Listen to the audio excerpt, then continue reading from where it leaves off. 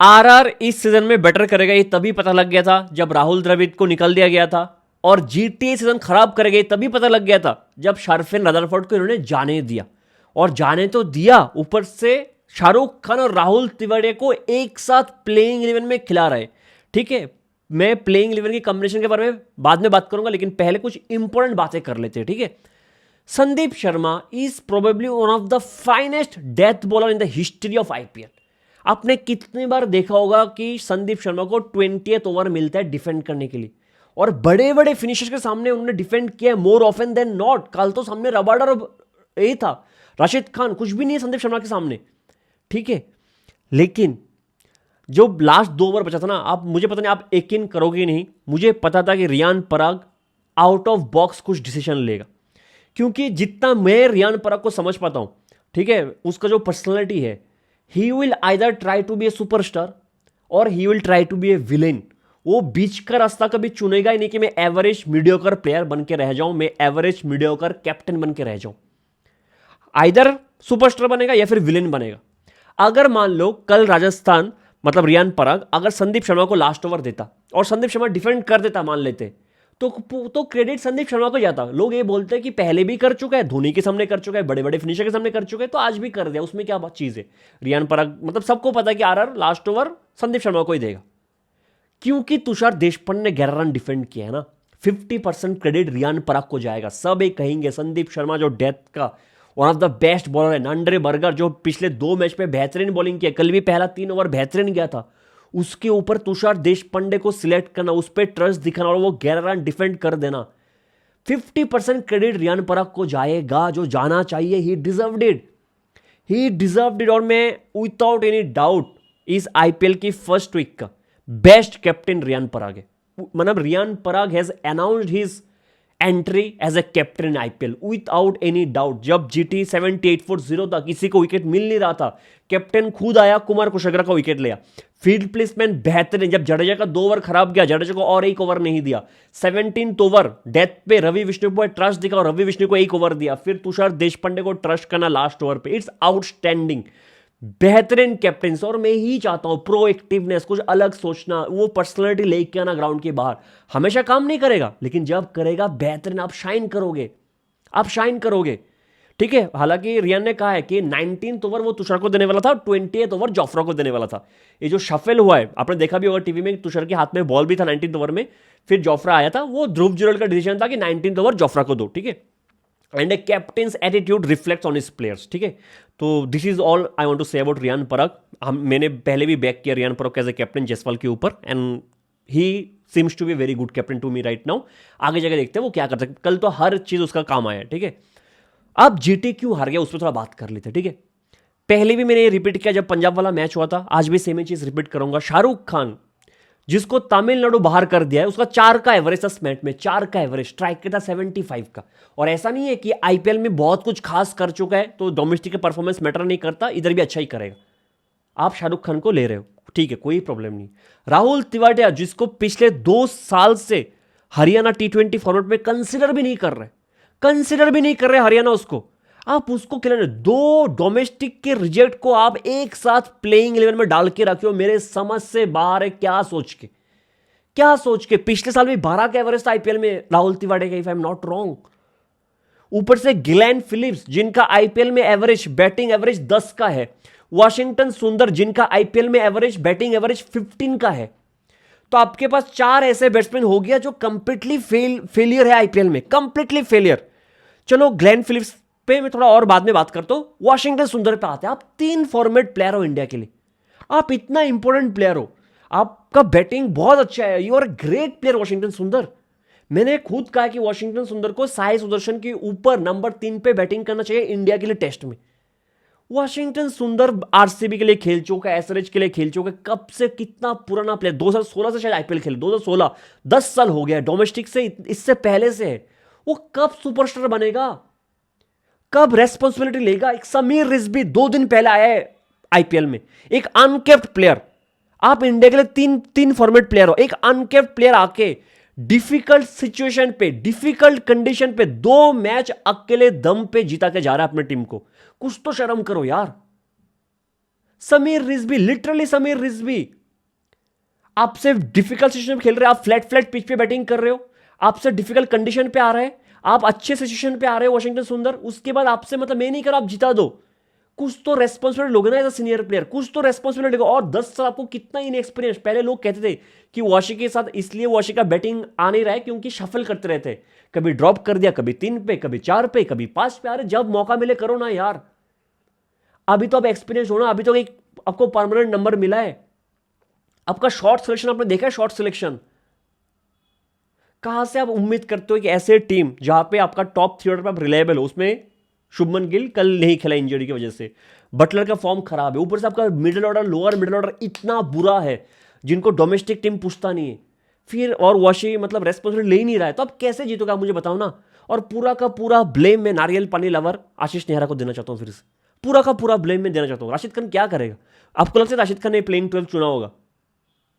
आपको लगता है राशिद खान ने चुना होगा कि नहीं तिवारी और शाहरुख खान एक साथ मेरे साथ प्लेइंग 11 में रहेगा? शरफेन रदरफोर्ड को जाने दे ये सब प्लेयर्स के लिए, ठीक है।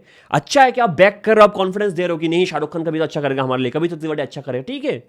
अगर रिजल्ट दे रहे हैं, मैं तो चाहता हूं अगर इतना बैक करो रिजल्ट दे, कुछ तो शर्म का। और आपको लगता है इनको बॉडी देखे, शाहरुख खान और तिवारी का बॉडी देखोगे ना, शाहरुख खान की तब पिछले 5 साल से खेल रहा है आईपीएल, जब से पंजाब स्टार्ट किया तब भी थुलथुला था, मैं बॉडी शेमिंग नहीं कर रहा हूं, तब भी थुलथुला था, गोल गोल था। राहुल तिवारी का आप देख लो, जब से पंजाब से खेल रहे, राजस्थान से खेल रहे, तब भी ऐसा ही था, अभी भी ऐसा ही है। ऐसा लगता नहीं कुछ हंगर है, ये लोग खुश है कि आईपीएल खेल रहा हूं, 2-3 बॉल खेलता हूं, ऐसा हंगर है ही नहीं कि इंडिया के लिए खेलना है।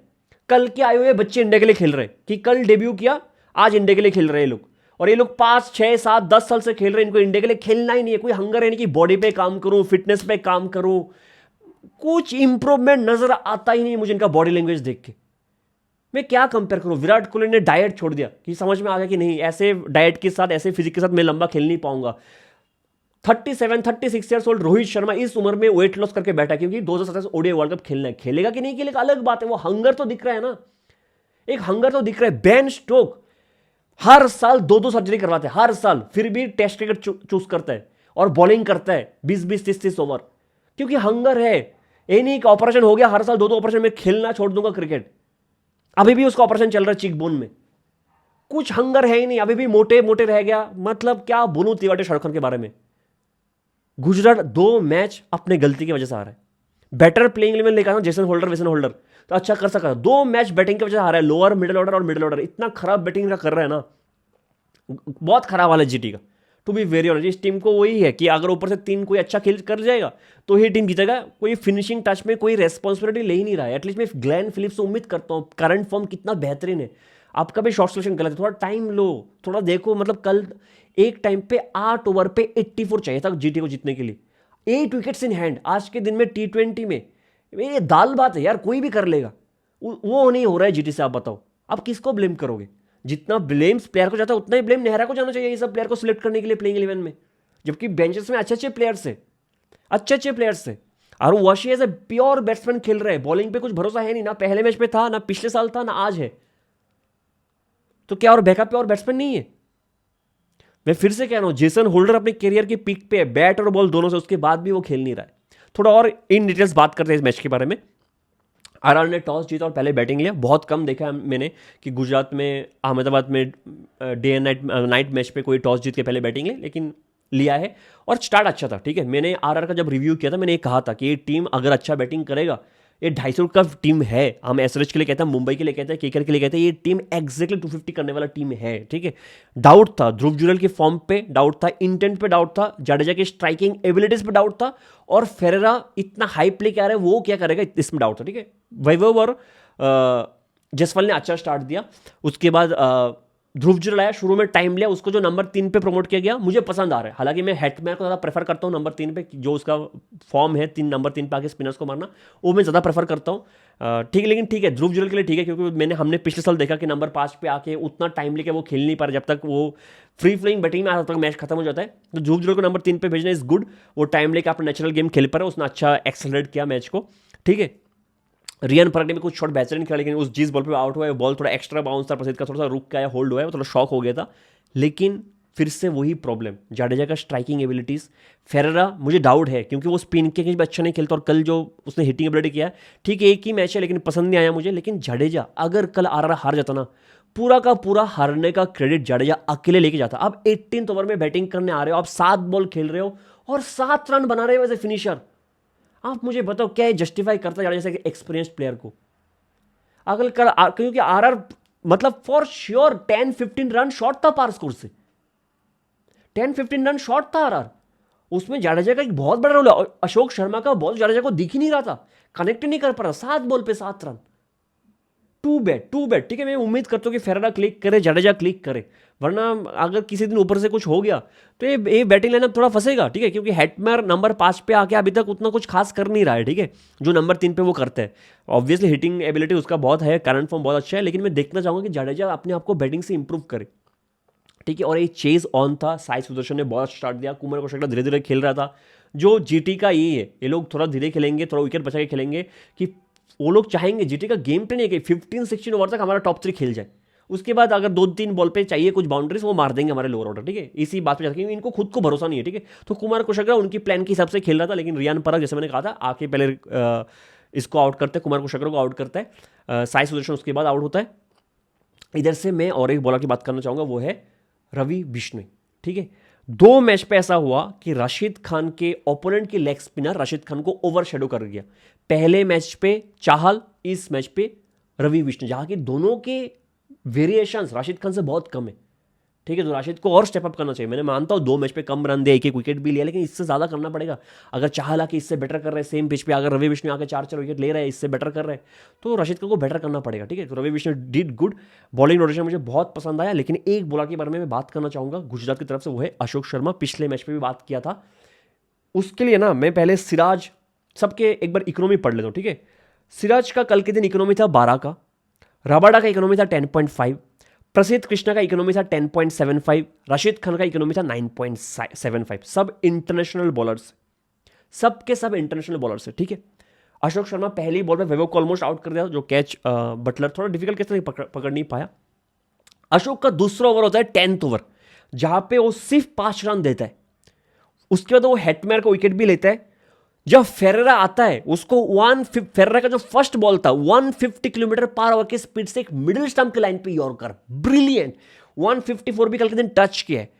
16th ओवर पे सिर्फ 6 रन देता है, 4 ओवर पे 37 रन देके 1 विकेट। 4 इंटरनेशनल बॉलर आपके पास थे, उसके बाद एक अनकेप्ड बॉलर, वो सबसे ज्यादा इकोनॉमिकल रहता है कल के दिन। 2 बैक टू बैक मैच पे अशोक ने बहुत ज्यादा इंप्रेस किया। और मैं सिर्फ पेस की बात नहीं कर रहा हूं, मैंने कार्तिक त्यागी के लिए बात किया, कार्तिक त्यागी पेस उसका इंप्रेसिव है, लेकिन लाइन ऑन लेंथ मैंने कहा था बहुत ही इनकंसिस्टेंट है अभी भी।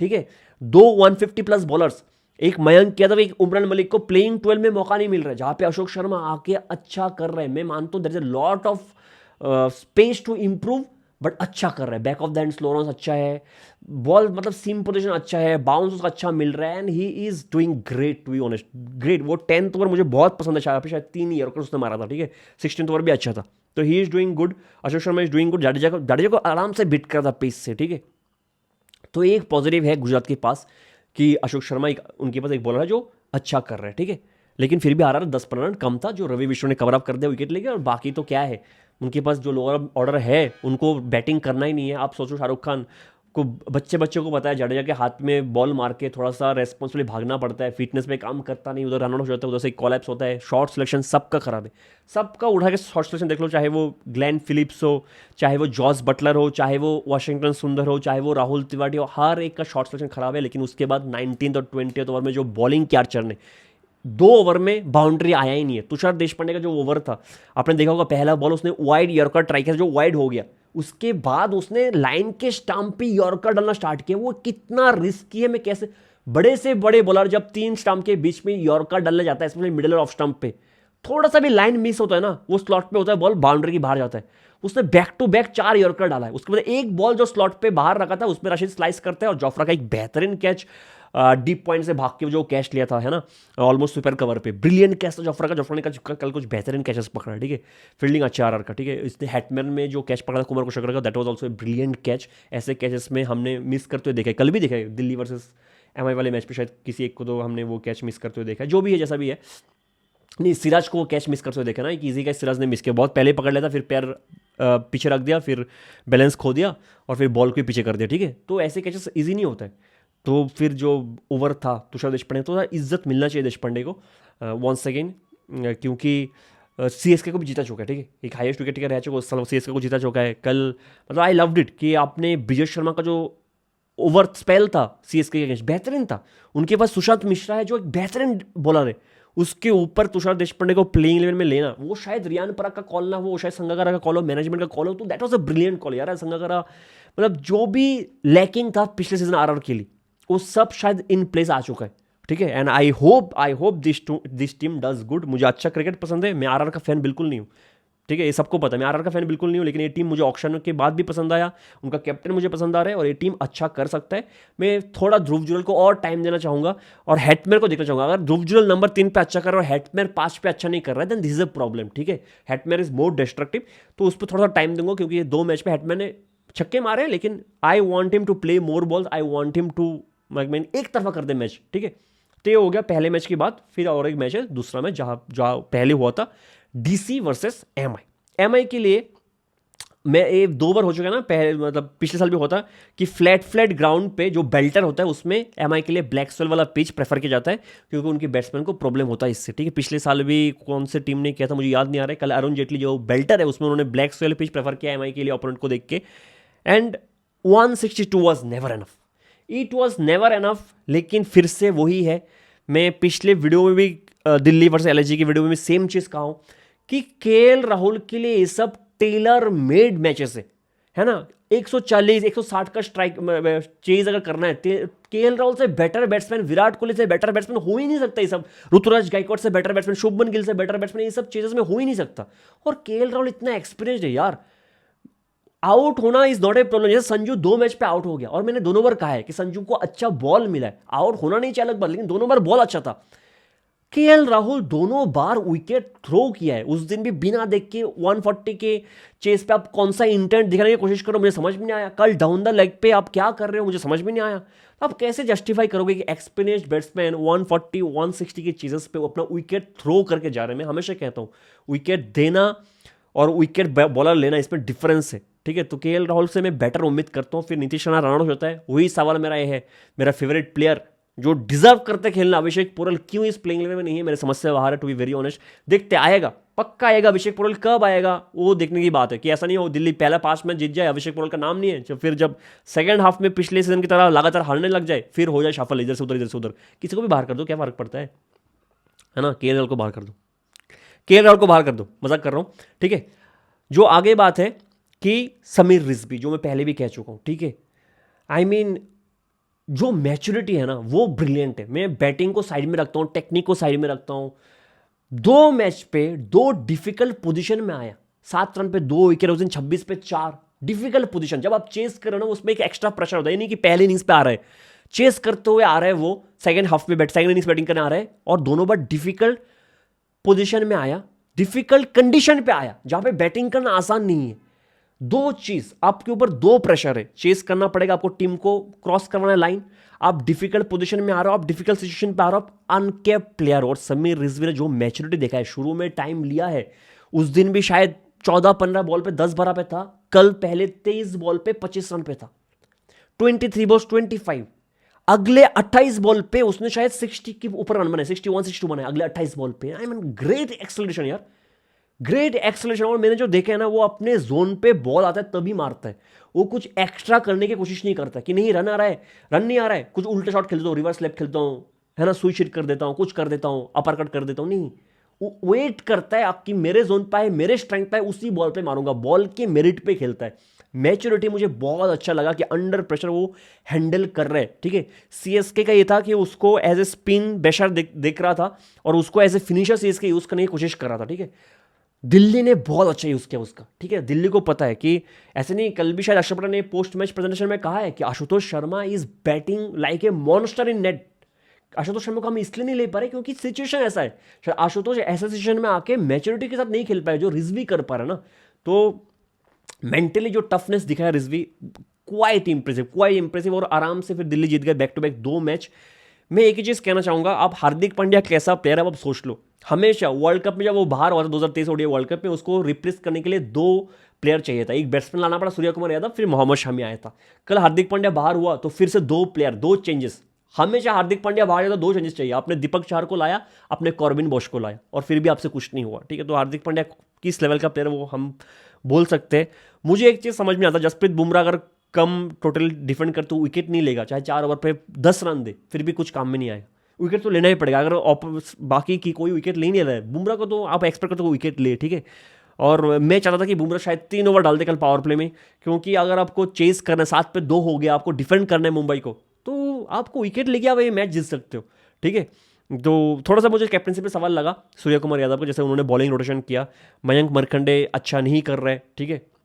और दिल्ली की बॉलिंग के बारे में बात करूँ तो अभी तक का बेस्ट बॉलिंग यूनिट दिल्ली लगा है मुझे। कोई भी बॉलर उठ लो, जबकि आकिब नबी खेल नहीं रहा है, स्टार्क अभी तक आया नहीं है, Chameera is a great bowler, वो अभी तक खेल नहीं रहा है। मुकेश का शुरू में जो स्विंग मिल रहा है, जो कल सीम से वो उसने लाइन ऑन लेंथ पे कंट्रोल था, स्लोअर वन डाला, जो तिलक वर्मा का 1 सेकंड हमने देखा है पूरे वर्ल्ड कप में, तिलक वर्मा का बैटिंग पोजीशन हमने शिफ्ट किया। क्यों? क्योंकि स्लोअर वन में फर्स्ट आता है, यहाँ पे बॉल ग्रीप हो रहा था, उसको स्लोअर वन डाल के 114 किलोमीटर तिलक को आउट कर दिया मुकेश लुट गुड। अक्षर आ रहा है, रन नहीं दे रहा, विकेट ले रहा है। एक डाउट मुझे नटराजन पे था, हालांकि पिछले मैच में उसने 3 विकेट लिया, और मैंने कहा मुझे नटराजन को डेथ पे देखना है, डेथ पे क्या करता है। विकेट तो ले लिया, बहुत बढ़िया चीज़ है उसके लिए। कल डेथ पे एक 19th ओवर नटराजन ने डाला था, जहाँ पे शायद उसने 3 यॉर्कर डाला, और एक नया चीज कर रहा है कि जोर से शोल्डर का यूज करके हार्ड लेंथ, मतलब उसका नेचुरल नहीं है कि आप हार्ड लेंथ में बॉल डाल के बाउंसर एक्स्ट्रा बाउंस मिल जाए, वो प्रसिद्ध को मिलता है, उसको थोड़ा जोर लगाना पड़ता है। उस बॉल पे काम कर रहा है। कल थोड़ा सा शायद लाइन उसमें थोड़ा वाइड था, जहाँ पे रूम मिला, कुछ बैट्समैन ने अच्छा शॉट भी लगा, शायद नमनदीर एक बैट्समैन था, एक सेंटर था, लेकिन फिर ठीक कर रहे हैं, ठीक है। तो उसमें थोड़ा सा और इंप्रूवमेंट चाहिए, लेकिन ठीक है, यॉर्कर्स आ रहे हैं वापस, और टाइम लगेगा क्योंकि बहुत लंबे टाइम तक क्रिकेट नहीं खेले। लेकिन नटराजन इज इंप्रूविंग, ऐसा मुझे लग रहा है। निगेडी की स्लोअर वंस को कोई पिक नहीं कर पा रहा है। रोहित शर्मा तो हंस दिया है, ठीक है, एक स्लोअर वन यॉर्कर पे रोहित शर्मा हंस दिया था, फिर भी कदमों का इस्तेमाल करके एक शॉट अच्छा मारा था स्लोअर वन पे रोहित शर्मा ने। तो दिल्ली का बॉलिंग बहुत सॉलिड है यार, बहुत सॉलिड है, ठीक है। तो ये टीम दिल्ली अच्छा करेगा, लेकिन मैं चाहता हूँ कि बैटिंग ऑर्डर पे अभिषेक पुरोहित आए, थोड़ा अच्छा करे, नीतीश राणा थोड़ा रेस्पॉन्सिबिलिटी ले, है ना, फालतू का रनआउट हो गया। और केएल राहुल थोड़ा शॉर्ट सिलेक्शन बेटर कर ले, एटलीस्ट विकेट थ्रो ना करे, अच्छे बॉल पे आउट हो जाए, खराब बॉल पे आउट ना हो। फिर भी मैं चाहता हूँ अभिषेक पुरोहित खेले। तो ये 2 टीम आरआर और दिल्ली अभी तक इस वीक पे, मतलब पहले वीक पे अच्छा कर रहे हैं। आज आरसीबी का सेकंड मैच है, देखते हैं आरसीबी क्या करते हैं। तो 2 मैच का कुल मिला के यही है। आप थोड़ा सीएसके की बात कर लें तो कमेंट्स में बहुत नए लोग आए, और मैं हर कमेंट्स पढ़ता हूँ, हमेशा रिप्लाई नहीं करता हूँ, लेकिन मैं हर कमेंट्स पढ़ता हूँ। जैसे कल के वीडियो में, सीएसके वाले वीडियो में किसी ने कमेंट किया ऐसे 2 ब्रैकेट बना के कि चाहिए क्या, नहीं चाहिए भाई, ट्रॉफी चाहिए, ठीक है। जो लोग नए हैं ना, उनको पता नहीं है, उनको लगता है कि मैं सीएसके को हेट करता हूँ। मैं सीएसके का डाई हार्ड फैन हूँ, और इसलिए शायद मैं थोड़ा सा पागल हो चुका, मुझे खोखला हो चुका अंदर से सीएसके का परफॉर्मेंस देख के पिछले 3 साल में। ऐसा सीएसके मतलब बहुत कम देखते हो यार, बहुत कम देखते हो। मैं, आप सोचो ना, मुझे सीएसके से फर्क पड़ता है, इसलिए मुझे सीएसके पे गुस्सा आता है। अगर कोई और टीम हार जाए, दफन हो जाए, मेरे को क्या, मेरे को क्या। मुझे हर टीम में कोई ना कोई पसंद है, मेरे हर टीम में फेवरेट प्लेयर्स है। मुझे राजस्थान पसंद है, अच्छा कि रियान पराग मुझे पसंद है, मुझे जीटी पसंद है, क्योंकि मुझे बटलर बहुत पसंद है। टू बी वेरी ऑनेस्ट, मैं झूठ नहीं बोलूँ, मुझे बटलर बहुत पसंद है। मुझे साई सुदर्शन बहुत पसंद है। मुझे एसआरएच क्यों पसंद है, मुझे ईशान किशन पसंद है, मुझे पैट कमिंस पसंद है, मुझे नीतीश कुमार रेड्डी पसंद है। जहाँ पे नीतीश कुमार रेड्डी का पिछले 1 साल में मैंने सिर्फ बुराई की है, कुछ अच्छा बुराई नहीं है। क्यों? क्योंकि डिसअपॉइंट कर रहा है, जो टैलेंट है उस लेवल पे परफॉर्मेंस नहीं दे रहा है। तो मुझे गुस्सा क्यों आ रहा है? क्योंकि मैं रेड्डी को पसंद करता हूँ। Same goes for Ruturaj Gaikwad. जैसे कि मुझे आरसीबी पसंद नहीं है एज ए टीम, लेकिन पिछले साल उन्होंने बेहतरीन क्रिकेट खेला। आई लव गुड क्रिकेट, मैं हमेशा कहता हूँ, चाहे पाकिस्तान हो चाहे जिम्बाब्वे हो, I love good cricketers, I love good cricket, I love good human being. मुझे आरसीबी पसंद आ रहा है अभी, क्योंकि वो अच्छा क्रिकेट खेल रहे थे, are doing good, okay. RCB में मुझे बहुत सारे मेरे फेवरेट प्लेयर्स है, जैसे कि मुझे मेरा फेवरेट प्लेयर आरसीबी से है विराट कोहली का दोस्त जॉश हेजलवुड, वो मेरा फेवरेट प्लेयर आरसीबी से, ठीक है। पहले भी था एविड विलियर्स, ठीक है। तो विराट कोहली ऑब्वियसली मेरा फेवरेट है, ठीक है। सेकंड फेवरेट है आरसीबी से, जॉस हेजलवुड मेरा फेवरेट प्लेयर है, मुझे फास्ट बॉलर ज़्यादा पसंद है। तो हर टीम में कोई ना कोई मुझे पसंद है, हर टीम अच्छा क्रिकेट खेलता है, हर टीम गलत खेलता है। हमने ऋषभ पंत की कैप्टनसी को ब्लेम किया, हमने शुभमन गिल नेहरा की कैप्टनसी को ब्लेम किया। ऋतुराज से एक्सपेक्टेशन क्यों है? मैंने ऋतुराज के लिए कितना फाइट किया। जब जिम्बाब्वे वाला सीरीज हुआ था, जहाँ पे Gill first time as a captain बन के गया था, मैंने कहा था ऋतुराज को अगले T20 सीरीज में होना चाहिए, गिल को नहीं होना चाहिए। He is a great player, लेकिन यार कैप्टनसी में आप देखो ना कैसे कैप्टनसी करा, पर उसका ऑनफील्ड बिहेवियर देखो ना। मैं चाहता हूँ सीएसके अच्छा करे, मैं चाहता हूँ सीएसके अच्छा करे, इसलिए मुझे गुस्सा आता है। ऐसा नहीं कि मुझे सीएसके को, बहुत लोगों ने ऐसा मतलब कॉमेंटेशन पढ़ के मुझे ऐसा लगा कि बहुत लोगों को ऐसा मानना है कि मैं सीएसके को हेट करता हूँ, जबकि कंप्लीटली ऑपोजिट है, कंप्लीटली ऑपोजिट। मुझे टाइम लगता है सीएसके का वीडियो लेट इसलिए डालता हूँ, मुझे हजम करने में टाइम लगता है कि कैसा क्रिकेट खेल रहे हैं, ठीक है, एक बार तो मैं सोच ही देता हूँ छोड़ दूँ आईपीएल देखना, सीएसके का मैच देखना छोड़ दूँ, ठीक है। उम्मीद करता हूँ आज अच्छा करेंगे, ठीक है, उम्मीद करता हूँ अच्छा करेंगे, देखते क्या होता है, ठीक है। मिलते हैं अगले वीडियो में, अब तक के लिए जय हिंद।